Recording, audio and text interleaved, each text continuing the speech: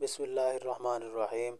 نمرود سنار کا بادشاہ تھا جس کا قصہ بائبل میں بھی درج ہے۔ اس بادشاہ کا نام نبوت بن کنعان بن سام بن نوح تھا۔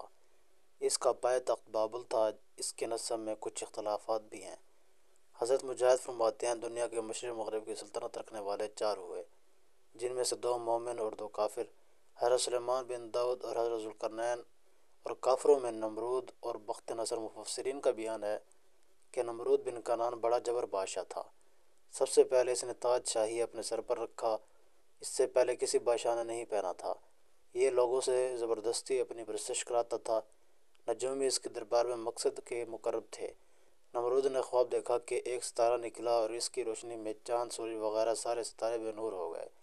کانو اور نجومی نے اس خواب کی تعبیر دیکھ کر کہا کہ ایک فرزند ایسا آئے گا جو تیری بادشاہ کے زوال کا باعث ہوگا۔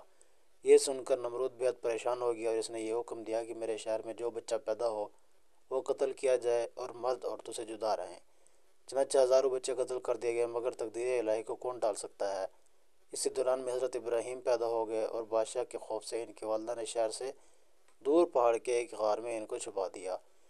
اسے غار میں چھپ کر ان کی والدہ دودھ پلا دیا کرتی تھی۔ بعض مفسرین کا قول ہے کہ 17 برس تک حضرت غار میں رہے کہ جب نمرود نے اپنی ساری قوم کے روبرو حضرت ابراہیم علیہ السلام کو آگ میں پھینک دیا تو زمین اور آسمان کی تمام مخلوقات چیخ مار مار کر بارگاہ خداوندی میں عرض کرنے لگی کہ خدا تیرا خلیل آگ میں ڈالے جا رہے ہیں۔ زمین میں کوئی اور انسان تیری توحید کا علمبردار اور تیرا پرستار نہیں، لہذا تو ہمیں اجازت دے ہم ان کی امداد نصرت کریں۔ تو اللہ تعالیٰ نے فرمایا کہ ابراہیم میرے خلیل ہیں اور میں ان کا معبود ہوں، تو اگر ابراہیم تم سبوں سے فریاد کرتے ہیں، مدد طلب کرتے ہیں تو میری اجازت ہے کہ سب ان کی مدد کرو، اور اگر وہ میرے سوا کسی اور سے کوئی مدد طلب نہ کریں تو تم سب سن لو کہ میں ان کا دوست اور حامی و مددگار ہوں، لہذا تم اب ان کا معاملہ میرے اوپر چھوڑ دو۔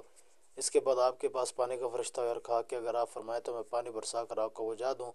پھر ہوا کا فرشتہ آیا اور اس نے کہا کہ اگر آپ حکم دیں تو میں ہوا زبردست آندھی چلا کر آپ کو اڑا دوں۔ تو آپ نے کہا ان دونوں فرشتوں سے کہ مجھے تو لوگوں کی کوئی ضرورت نہیں ہے، مجھ کو اللہ کافی ہے اور وہی میرا بہترین کارساز ہے۔ وہی جب چاہے گا اور جس طرح اس کی مرضی ہوگی میری مدد فرمائے گا۔ ایک روایت میں بھی آیا ہے کہ جب کافروں نے آپ کو آگ میں ڈالا، آپ نے اس وقت یہ دعا پڑھی، اور جب آپ آگ کے شعلوں میں داخل ہو گئے تو حضرت جبرائیل علیہ السلام تشریف لائے اور کہنے لگے کہ اے خلیل اللہ، کیا آپ کو کوئی حاجت ہے؟ تو آپ نے فرمایا کہ تم سے کوئی حاجت نہیں ہے۔ حضرت جبرائیل نے کہا کہ پھر خدا سے ہی اپنی حاجت عرض کر دیجئے۔ تو آپ نے جواب دیا کہ وہ میرے حال کو خوب جانتے ہیں، لہٰذا مجھے اس سے سوال کرنے کی کوئی ضرورت ہی نہیں ہے۔ اس وقت حضرت ابراہیم علیہ السلام کی عمر شریف 16 یا 20 برس کی تھی۔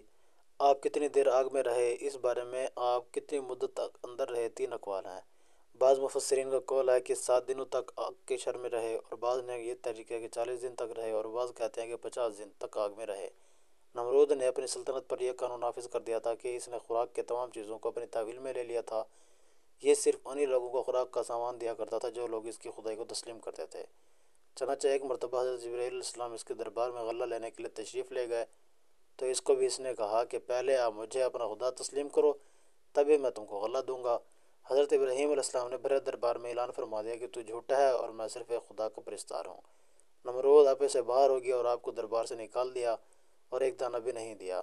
آپ اور آپ کے متبعین جو مومن تھے بھوکے شدت سے پریشان ہو کر بھوکے رہے۔ اس وقت آپ ایک تھیلا لے کر ایک ٹیلے کے پاس تشریف لے گئے اور تھیلے میں ریت بھر کر لائے اور خداوند قدوس سے دعا کی تو وہ ریت آٹا بن گئی، اور آپ نے اس کو اپنے متبعین کو کھلایا اور خود بھی کھایا۔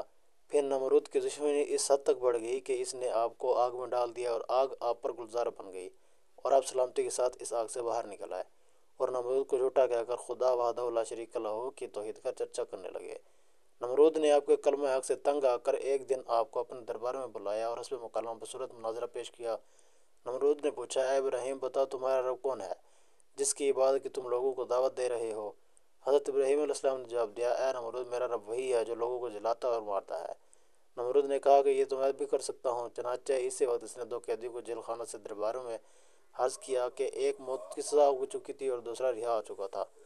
نمرود نے پھانسی والے کو تو چھوڑ دیا اور دوسرے کو پھانسی دے دی اور بولا کہ دیکھ لو، جو مردہ تھا میں نے اس کو جلا دیا اور جو زندہ ہے میں نے اس کو چھوڑ دیا۔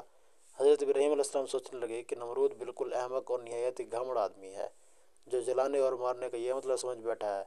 اس لیے آپ نے اس کے سامنے ایک دوسری بہت ہی واضح اور روشن دلیل پیش فرمائی۔ چنانچہ آپ نے فرمایا نمرود میرا رب وہی ہے جو سورج کو مشرق سے نکالتا ہے اور مغرب میں غروب کرتا ہے، اور اگر تو خدا ہے تو ایک دن سورج کو مغرب سے نکال کر دکھا دے، حضرت ابراہیم علیہ السلام کی یہ دلیل سن کر نمرود حیران رہ گیا اور کچھ بھی نہیں بول سکا۔ اس طرح یہ مناظرہ ختم ہو گیا اور حضرت ابراہیم علیہ السلام اس مناظرہ میں فتح مند ہو کر دربار سے باہر تشریف لے گئے۔ ناظرین، کہا جاتا ہے کہ نمرود کی ایک بیٹی تھی جس کا نام رحیمہ تھا، لیکن اس سے ربا کے نام سے پکارا جاتا تھا۔ جب نمرود نے حضرت ابراہیم خلیل اللہ کو آگ میں پھینکا تو اس وقت وہ لڑکی اوپر محل سے یہ سب منظر دیکھ رہی تھی۔ جب حضرت ابراہیم علیہ السلام کو آگ میں نماز ادا کرتے ہوئے دیکھتی اور آپ علیہ السلام کو گلاب کے پودوں، پانی اور درختوں کے درمیان دیکھتی جن پر پرندے چہچہا رہے تھے، تو دل ہی دل میں کہنے لگے کہ میرا باپ تو کچھ بھی نہیں ہے۔ قدرت، عزت اور بادشاہی تو اللہ رب العزت کے ہاتھ میں ہے، جو کہ حضرت ابراہیم علیہ السلام کا رب ہے۔ میرا والد تو جھوٹا اور عاجز ہے، آدمی کو ہلاک کرنے پر بھی قادر نہیں۔ یہ سوچتی ہوئی اکیلے اپنے محل سے نکلی اور اس کے قریب آ گئی۔ اس نے باہر سے حضرت ابراہیم علیہ السلام کو پکارا، ابراہیم، کیا آپ کے علاوہ بھی کوئی آپ کے رب کی بارگاہ میں اجازت پا سکتا ہے؟ آپ نے فرمایا، ہاں، وہ شخص جس کا دل میرے رب کے لیے خالص ہو، تو آگ میں اس کا حال بھی اسی طرح ہوگا جس طرح میرا حال ہے۔ اس نے کہا کہ میں چاہتی ہوں کہ تمہارے رب کے ساتھ صلح کر لوں، اور آپ نے فرمایا تو پھر آگ میں داخل ہو جائے۔ اس نے آگ میں داخل ہونا چاہا تو وہ ڈر گئی۔ آپ نے فرمایا، ڈرو مت۔ اسی وقت آپ نے آگ کو حکم دیا کہ آگ میری بندی کی حفاظت کر۔ اس کے بعد وہ آگ میں داخل ہو گئی۔ وہ جس جگہ پاؤں رکھتی تو اللہ کے حکم سے آگ ٹھنڈی ہو جاتی۔ اسی طرح وہ چلتے چلتے حضرت ابراہیم علیہ السلام کے پاس پہنچ گئی اور کہنے لگی، میں نے یہ ارادہ کر لیا ہے کہ میں جب تک زندہ ہوں گی آپ کے دین کو نہیں چھوڑوں گی، اور اپنے ظالم سرکش والد کو بھی دعوت دیتی رہوں گی۔ ہو سکتا ہے وہ میری نصیحت مان لے۔ یہ کہہ کر وہ اپنے والد کے پاس چلی گئی۔ وہ اس وقت تخت پر بیٹھا ہوا تھا اور اس کے عسکر اس کے ارد گرد جماعتیں کھڑی ہوئی تھیں اور کچھ بیٹھے تھے۔ وہ جا کر کھڑی ہو کر کہنے لگی کہ اے میرے باپ، تو کب تک جھوٹے دعوے کرتا رہے گا؟ کیونکہ خدائی اور قدرت طاقت اس خدا کے لیے ہے جس نے آگ میں گلاب کے پھول، سبزہ باغات اور دریا پیدا کر دیے ہیں۔ بادشاہی تو اس کی ہے، تیری کیا بادشاہی ہے؟ تو ایک آدمی کو غزنی بچانے سے عاجز ہے، اس پر قادر نہیں ہے۔ اس نے کلمہ پڑھا۔ اس کے سامنے تو باپ یہ سن کر بہت ہی غصے میں آ گیا اور کہنے لگا، اپنے لوگوں سے اور اپنے دین سے کہ پھر جا، اپنی جان پر ظلم نہ کرنا، میں تجھے ایسے سزا دوں گا کہ دنیا والے اس سے عبرت حاصل کریں گے۔ اس نے کہا کہ میں دین حق ہرگز نہیں چھوڑوں گی اور نہ ہی اپنے رب کی نافرمانی کروں گی، تو جو چاہے کر لے۔ اس نے یہ سن کر اپنے کارندوں کو حکم دیا تو انہوں نے اس کے کپڑے اتار دیے اور اسے مارنا شروع کر دیا، لیکن وہ اپنے دین سے نہ پھری۔ نمرود نے اس کے دونوں ہاتھ کاٹنے کا حکم دیا۔ اس کے حکم پر انہوں نے اس کے دونوں ہاتھ کاٹ دیے، لیکن اللہ کی بندی نے اف تک بھی نہ کی۔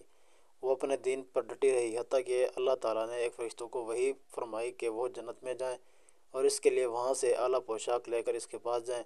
وہ فرشتہ پوشاک لے کر اس کے پاس گیا اور وہ پوشاک اس کو دے دی، اور ساتھ ہی اپنا نورانی پر اس کے بدن پر ملا، تو اس کے تمام زخم اللہ کے حکم سے درست ہو گئے اور اس نے وہ پوشاک پہن لی۔ پھر ایک تیز ہوا آئی اور اسے اڑا کر کسی اور مقام پر لے گئی، جس کے بارے میں اللہ تعالیٰ ہی بہتر جانتے ہیں۔ اے اللہ پاک، ہمیں دین حق پر چلنے کی توفیق عطا فرما۔ آمین ثم آمین۔